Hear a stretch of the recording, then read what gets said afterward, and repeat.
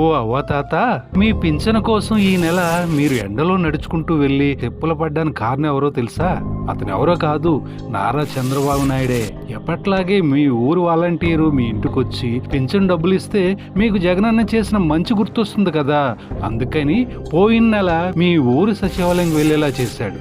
అయితే మీరు సచివాలయంకి వెళ్ళి చుట్టూ చూస్తే జగనన్న చేసిన అభివృద్ధి మొత్తం కనిపిస్తుంది కదా. అది చూసి మళ్ళీ మీరు జగనన్నకే ఓటు వేస్తారని భయపడి ఈ నెల మీరు బ్యాంకుకు వెళ్ళేలా చేశాడు బాబు.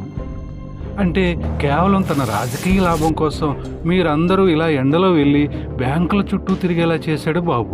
చాలా అన్యాయం కదా. ఇలాంటి వాడికి ఓటు వేస్తే మొత్తానికే పెన్షన్ ఆపేసే ప్రమాదం కూడా ఉంది. అందుకే తెలుగుదేశానికి ఓటు వేయకుండా చంద్రబాబును మనమంతా ఓడిద్దాం, మళ్ళీ మన జగనన్ననే గెలిపించుకుందాం. ఏమంటారు?